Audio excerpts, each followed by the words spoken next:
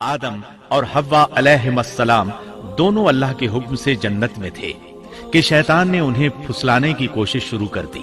اللہ تعالیٰ فرماتے ہیں، اور ہم نے کہہ دیا اے آدم تم اور تمہاری بیوی جنت میں رہو اور جہاں سے چاہو با فراغت کھاؤ۔ جنت بھی کیسی؟ اللہ فرماتے ہیں، وہ جنت کہ جس کی چوڑائی ہی آسمانوں اور زمین کے برابر ہے۔ سو اس جنت میں سے جو چاہو سو کھاؤ، کچھ بھی منع نہیں سوائے ایک درخت کے، چنانچہ ارشاد ہوا، اور ہم نے کہا اے آدم تم اور تمہاری بیوی جنت میں رہو، پھر جس جگہ سے چاہو با فراغت کھاؤ، اور اس درخت کے پاس مت جاؤ ورنہ ظالموں میں سے ہو جاؤ گے۔ ایک اور جگہ فرمایا، اور جب ہم نے فرشتوں سے کہا کہ آدم کو سجدہ کرو تو ابلیس کے سوا سب نے سجدہ کیا۔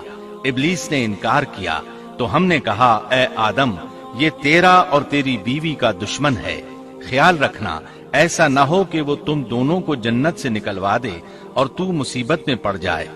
یہاں تو تجھے آرام ہے، نہ تو بھوکا ہے اور نہ ننگا، اور نہ تو یہاں پیاسا ہوتا ہے، نہ دھوپ سے تکلیف اٹھاتا ہے۔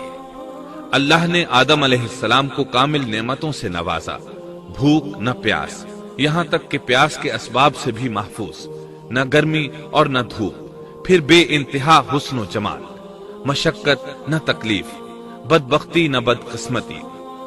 آدم اور حوا علیہ السلام کے دلوں میں وسوسہ ڈالنے کے بارے میں بھی قرآن نے روشنی ڈالی ہے۔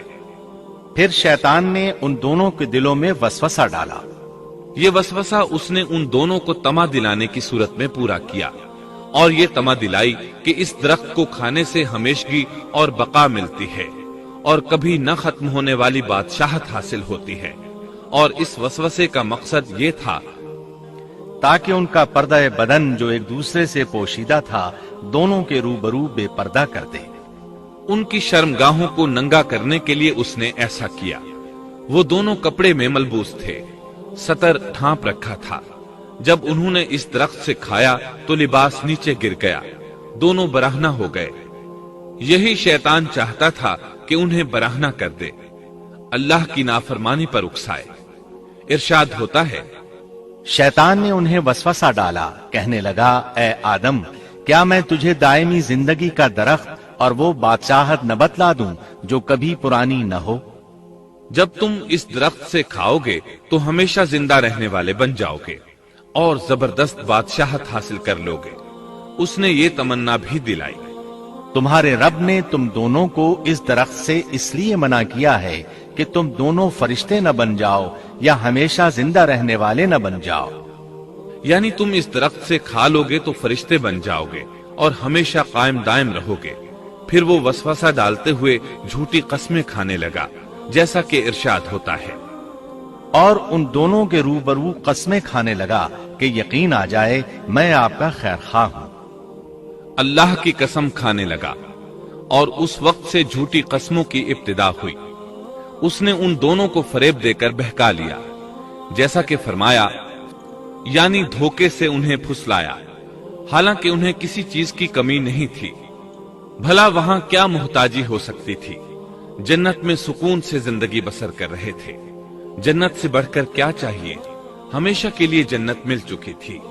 اللہ تعالیٰ فرماتے ہیں، ان دونوں نے جب درخت کو چکھا دونوں کا پردہ بدن ایک دوسرے کے روبرو کھل گیا، دونوں اپنے بدنوں پر درختوں کے پتے جوڑ جوڑ کر رکھنے لگے۔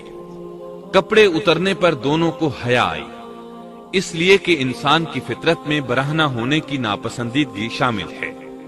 برہنہ ہو گئے تو کوئی لباس نہیں تھا، اس لیے درختوں کے پتے جوڑ کر جسم ڈھانپنے لگے۔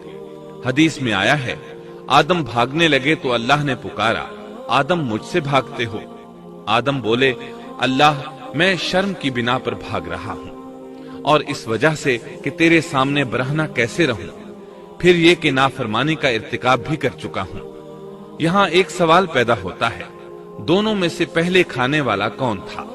اس بارے میں راجح قول یہ ہے کہ وہ حوا علیہ السلام تھی۔ انہی نے آدم علیہ السلام کو طمع دلاتے ہوئے اس غلطی پر آمادہ کیا تھا، جیسا کہ بخاری شریف میں نبی اکرم صلی اللہ علیہ وسلم نے فرمایا، अगर हव्वा न होती तो कोई औरत अपने खावंद से खियानत न करती। हव्वा अलैहिस्सलाम ने उन्हें गलती में मुब्तला किया था। अगर हव्वा अलैहिस्सलाम न होती तो आदम भी खयानत में मुब्तला न होते और ना मासियत में मुब्तला होते। तब अल्लाह ने उन्हें पुकारा, क्या मैंने तुम दोनों को इस दरख्त से नहीं रोका था, और क्या ये नहीं कहा था कि शैतान तुम्हारा खुला दुश्मन है। अब तवज्जो तलब बात यह है कि उस मौके पर दोनों ने क्या तर्ज अमल इख्तियार किया। क्या वो दोनों अपनी मासियत पर बजिद रहे और तकब्बुर करने लगे, जैसा कि इब्लीस ने सजदा करने से इनकार किया था और फिर लगा था अपनी मासियत पर इसरार करने, या उन दोनों ने तौबा कर ली? जी हाँ, दोनों ने तौबा कर ली, जैसा कि कुरान मजीद में आता है। दोनों ने कहा, ऐ हमारे रब, हमने अपना बड़ा नुकसान किया, और अगर तू हमारी मग़फ़िरत न करेगा और हम पर रहम न करेगा तो वाकई हम खसारा पाने वालों में से हो जाएंगे। सैयदना आदम अलैहिस्सलाम के वाक़े पर गौर करने से ये हकीकत मजीद वाज़ेह हो जाती है कि सैयदना आदम अलैहिस्सलाम की ये लग़ज़िश गुनाह नहीं थी। ममनूआ दरख्त का फल खाते ही सैयदना आदम अलैहिस्सलाम और अम्मा हव्वा का लिबास उतर गया था। अल्लाह का हुक्म हुआ, जन्नत से उतर जाओ। मजीद फरमाया, तुम आपस में एक दूसरे के दुश्मन होगे और तुम्हारे वास्ते जमीन में रहने की जगह है और एक वक्त तक नफा हासिल करना है। अल्लाह ने मजीद फरमाया, तुम वहीं जिंदगी बसर करोगे और वहीं मरोगे और वहीं से दोबारा निकाले जाओगे।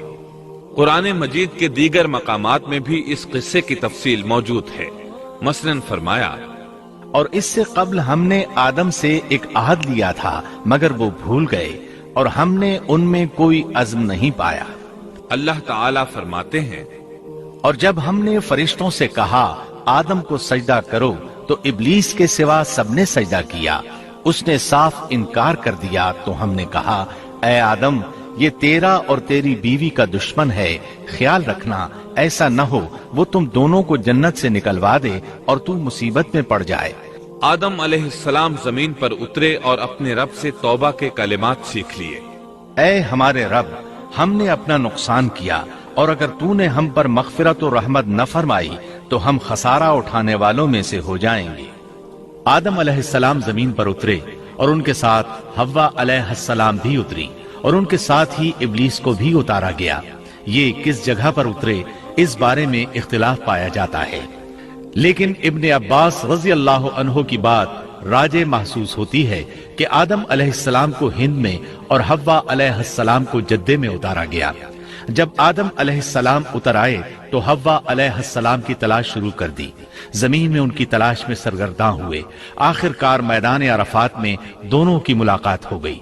चूंकि मैदान अरफात में दोनों ने एक दूसरे की मारिफत हासिल की थी और उनका आपस में तारुफ हुआ था, लिहाजा इसी मुनासिबत से इस मैदान का नाम अरफात मशहूर हो गया। आदम और हव्वा अलैहिस्सलाम दोनों अल्लाह के हुक्म से जन्नत में थे कि शैतान ने उन्हें फुसलाने की कोशिश शुरू कर दी।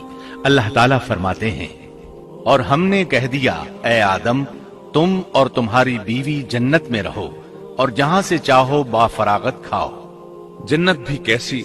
अल्लाह फरमाते हैं, वो जन्नत कि जिसकी चौड़ाई ही आसमानों और जमीन के बराबर है।